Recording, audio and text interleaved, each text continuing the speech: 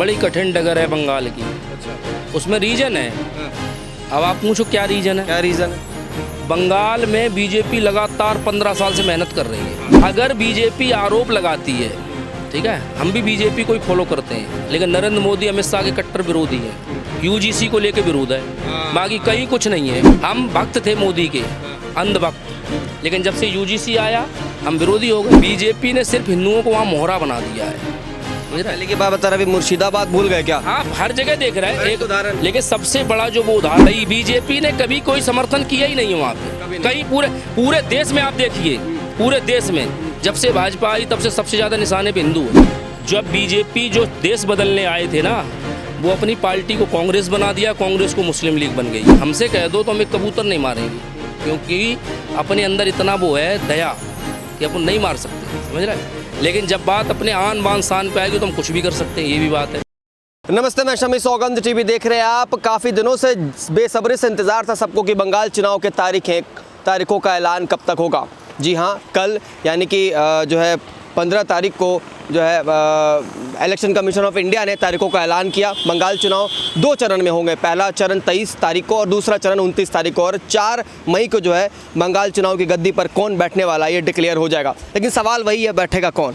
क्या प्रधानमंत्री मोदी जो लगातार मेहनत कर रहे हैं, कोशिश कर रहे हैं कि बंगाल उनके हाथ में आ जाए, या फिर ममता बनर्जी का दबदबा वहाँ पर कायम रहेगा? क्योंकि उनसे जीतना मुश्किल नहीं, नामुमकिन ऐसा बताया जाता है बंगाल के लोग।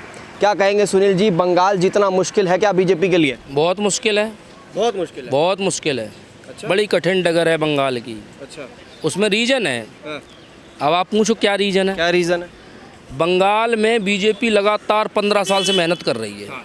ठीक है, No doubt। और लगातार हिंदुओं का नरसंहार हो रहा है वहाँ पे। कौन कर रहा है, इसकी जिम्मेदारी किसी ने ली? अगर बीजेपी आरोप लगाती है, ठीक है, हम भी बीजेपी को ही फॉलो करते हैं, लेकिन नरेंद्र मोदी अमित शाह के कट्टर विरोधी हैं। यूजीसी को लेके विरोध है, बाकी कहीं कुछ नहीं है। हम भक्त थे मोदी के, अंध भक्त, लेकिन जब से यूजीसी आया हम विरोधी हो गए। क्यों विरोधी हुए ये आपको बता ही दिया। बंगाल में हिंदुओं का हमने जब हम बहुत वो थे, मतलब इसमें ना समझी इतनी नहीं थी, तो एक पूरा परिवार काटा गया था, बच्चे तक सहित छोटे छोटे। बीजेपी ने सिर्फ हिंदुओं को वहाँ मोहरा बना दिया है। पहले की बात बता रहे, अभी मुर्शिदाबाद भूल गए क्या? हाँ, हर जगह देख रहे हैं एक उदाहरण। लेकिन सबसे बड़ा जो वो उदाहरण था कि एक छोटे से बच्चे को, प्रेग्नेंट महिला को, जिसके पेट में 7 महीने का बच्चा था, उसकी हत्या कर दी जाती है। तो ये करने वालों के भी रूह नहीं कांपती है। हमसे कह दो तो हम एक कबूतर नहीं मारेंगे, क्योंकि अपने अंदर इतना वो है दया कि अपन नहीं मार सकते, समझ रहे हैं। लेकिन जब बात अपने आन बान शान पे आएगी तो हम कुछ भी कर सकते हैं, ये भी बात है।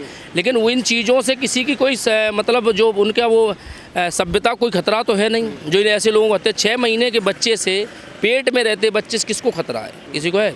भाई बीजेपी ने कभी कोई समर्थन किया ही नहीं है वहाँ पे। कहीं पूरे देश में आप देखिए, पूरे देश में जब से भाजपा आई तब से सबसे ज़्यादा निशाने पे हिंदू है। उठाओ हिस्ट्री। मगर हिंदुत्व की तो सरकार है देश में। आई थी बन के, 1 मिनट बोलिए भाई। कुछ बीच में हाँ, आई थी बन के हिंदुत्व की, लेकिन रही नहीं। जब बीजेपी जो देश बदलने आए थे ना, वो अपनी पार्टी को कांग्रेस बना दिया, कांग्रेस को मुस्लिम लीग बन गई है। बस इतना ही देश बदला है, भाई कहीं कुछ नहीं बदला है। हम इसी चीज़ को लेकर दुखी है कि आपने जो वादे किए थे, जो वादे लेके आए थे, उनको पूरा करते। आप जनता आपको उस चीज़ों को समर्थन कर रही थी ना। आप देख रहे हैं सौगंध टीवी, सौगंध वतन की।